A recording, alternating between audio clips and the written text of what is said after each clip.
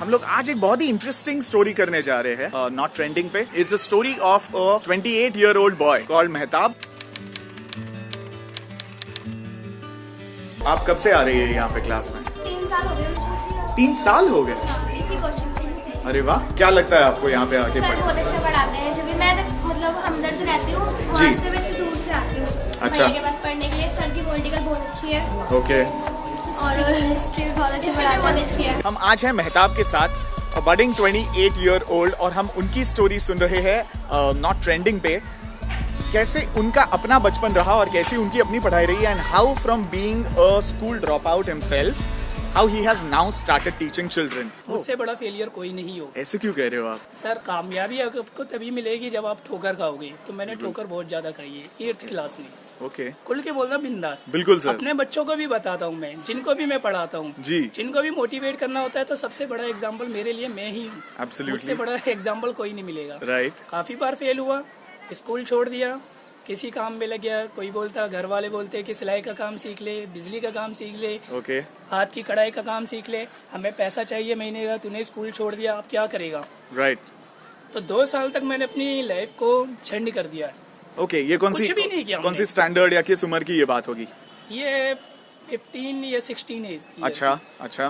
फिर थोड़ा सा मेरे को ये लगा, मैं देखता था स्कूल में जाते हुए बच्चों को, जब मैं काम सीखता था, बिजली की दुकान पे खड़ा हुआ हूँ, तार लेके, कपड़े पे गंदे हैं, यहाँ पे ग्रीस लग रही है, कभी मोटर मैकेनिक का काम सीख रहा हूँ मैं। जी। तो मुझे लगा कि यार ये क्या है, ये तो इतना स्मार्ट बंदा हो गया तो ये ऐसे काम क्यों कर रहा है? राइट। फिर तभी मेरे अंदर से मेरे अहम ने मुझसे कहा कि नहीं, तुझे कुछ और करना चाहिए। जी। ठीक है, इसके लिए तुझे मेहनत करनी पड़ेगी। जी। फिर मैंने दोबारा जाके प्रिंसिपल से रिक्वेस्ट की, सर मैं पढ़ना चाहता हूँ। अच्छा। उन्होंने मेरी हालत देख के उन्होंने देखा काला पीला सा लड़का है, Right. कलर वलर लगा हुआ है इसके, मोटर मैकेनिक का काम कर रहा है, ये सही बात। कभी दर्जी का काम कर रहा है। उन्होंने मुझे एक और चांस दे दिया। जब ये स्कूल बन रहा था तो पार्क में एक टेंट टाइप के लगा दिए गए थे। ओके।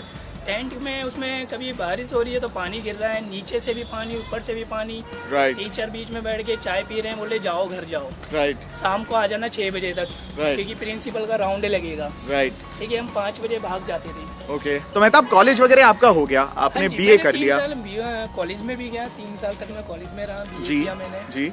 उसी दौरान मैं चाहता था कि कुछ करूं, मैंने हिस्ट्री को चूज़ किया, एमए मैंने हिस्ट्री में किया, 2 साल के अंदर मेरी कंप्लीट हो गया, पास आउट हो गया मैं। सो अभी आप क्या क्या यहाँ पे सब्जेक्ट्स पढ़ाते हैं और कौन कौन से बच्चे हैं? ऑल सब्जेक्ट होते हैं, जैसे डिफरेंट क्लास के, फर्स्ट से लेके बीए तक फाइनल ईयर तक की हम क्लास देते हैं। फर्स्ट स्टैंडर्ड से लेके बीए के फाइनल ईयर तक की क्लास। फिर देन आप सिखाने कैसे लगे बच्चों फिर को? मैं जब एमए कर लिया, मेरा फ्रेंड्स था विनोद, जो मेरा बेस्ट फ्रेंड बन चुका है। फिर मैं उसको बताता यार कुछ करना चाहिए, तो बोला ठीक है यार कुछ करते हैं, पहले थोड़ी सी कमाई कर लें। जॉब के लिए हम इंटरव्यू देने के लिए जाते थे, मुझे याद है आज भी। 12th क्लास पास करके मैं इंटरव्यू देने के लिए गया था, उन्होंने मुझे सैलरी बताई थी 5000। राइट। मैंने क्या हो गया 5000 में? जब मैंने ग्रेजुएशन कंप्लीट की उसी कंपनी में गया लाजपत नगर में, तो उन्होंने मुझे सैलरी बताई 5500। मतलब 3 साल में 500 रुपये बढ़े। मतलब जॉब नहीं करनी। ओके। तो ये लगा रहा, अब अम्मी की डेथ हो चुकी थी। Right. मैं कुछ करना चाहता था, घर वाले बोले किसी गरीब को, फकीर को खाने खिलाओ, उनकी आत्मा को शांति के लिए, कि रूह को सुकून मिलेगा, जी। मगफिरत होगी। तो मैं इन चीज़ों को नहीं मानता था। अचानक से मुझे इत्तेफाक एक मेरा फ्रेंड मिला जो इसी एरिया में ऑटो चला रहा था। Okay. अंदर ही अंदर ऑटो चलाता है संगम विहार में। वो 8th क्लास में मेरे साथ ही फेल हुआ था, लेकिन उसने छोड़ दिया। उसकी शादी हो चुकी, 4 बच्चे हैं। Okay. दिनेश नाम है। उसने बोला मेहताब क्या करता है? मैंने यार मैं ऐसे जॉब कर रहा हूँ मैं। बोले यार तू तो पढ़ लिया, हम सोचते थे कि तू एडमिशन नहीं करेगा, तू आगे पढ़ाई नहीं कर पाएगा। फिर मुझे लगा अगर किसी की हेल्प करनी है, यानी कि उसने अपनी कंडीशन बताई, काफ़ी वीक थी, रोने वाली थी, उसकी फादर की भी डेथ हो गई थी, फैमिली रिस्पॉन्सिबिलिटी उसके ऊपर पड़ी थी। मैंने अगर हमें गरीबों का भला करना है, हम एजुकेशन से, शिक्षा से कर सकते हैं। और जो ये हमारा एरिया है, जो बता चुके हो आप पहले, 2 किलोमीटर के क्षेत्र में फैला हुआ है, इसमें 50,000 से ज़्यादा लोग रहते हैं। 2 किलोमीटर एरिया में 50,000 से ज्यादा लोग रहते हैं। ओके। तिगड़ी कॉलोनी और तिगड़ी कैंप, यानी कि झुग्गी झोपड़ियाँ ओके। और कॉलोनी है, जो 22.5 गज के इसमें प्लॉट मिले हुए हैं। जी। तो ये हम लोग अभी आपके सेंटर के अंदर आ गए हैं। हाँ जी। क्या इसका नाम है समीक्षा शिक्षा संस्था। समीक्षा शिक्षा संस्था। ओके। तो मैं घर घर जाके, यानी कि जो मेरे अंदर ज्ञान था वो मैं दूसरों को देने लगा। ओके।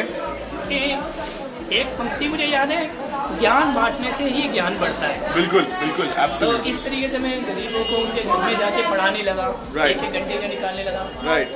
फिर मैंने इसकी बुनियाद रखी। और इनका क्या फीस स्ट्रक्चर वगैरह क्या होता है? फीस जैसे कि मैंने आपको बताया, मैंने कभी भी ट्यूशन नहीं पढ़ा क्योंकि पैसों की वजह से। तो हम ऐसे लोगों को यहाँ पर लेते हैं जी। जिनकी आर्थिक कंडीशन अच्छी नहीं है, यानी कि इकोनॉमी उनकी अच्छी नहीं है, तो बिल्कुल। उन लोगों को हम लेते हैं। बिल्कुल।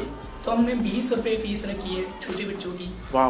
पहले तो हमने 3 महीने तक उनसे फीस नहीं ली थी। बिल्कुल। लेकिन महेश है जो हमारा, दिनेश है, विनोद है, मेरे फ्रेंड्स हैं, वो हम सबने आप कितने लोग यहाँ पे?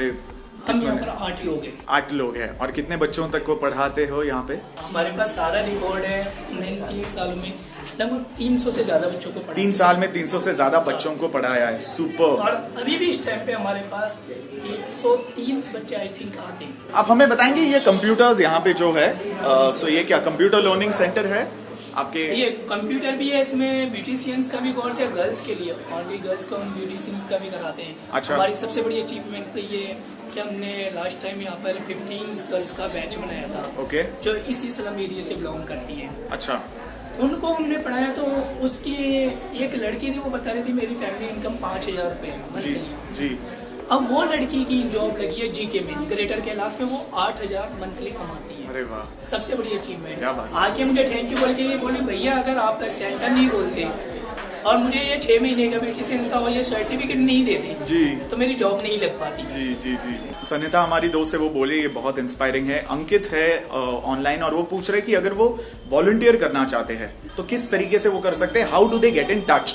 How do they get in touch with you? हमारे फेसबुक पेज पे जा सकते हैं, मैं कांटेक्ट नंबर दे देता हूँ आपको। बिल्कुल। उससे तो डायरेक्टली फेसबुक पे किस मेल नाम कर से सकते पेज हैं। है आपका? समीक्षा शिक्षा संस्था के नाम से। समीक्षा शिक्षा संस्था के नाम से आपकी संस्था का जो फेसबुक हमने पेज? hashtag किया है। बिल्कुल। बिल्कुल वही सेम वही है हमारा। सुपर। हैशटैग नॉट ट्रेंडिंग पे you will be getting more such stories of individuals, of normal people like you and me, जो अपने आप में छोटी छोटी कोशिश कर रहे हैं कुछ बदलाव लाने का।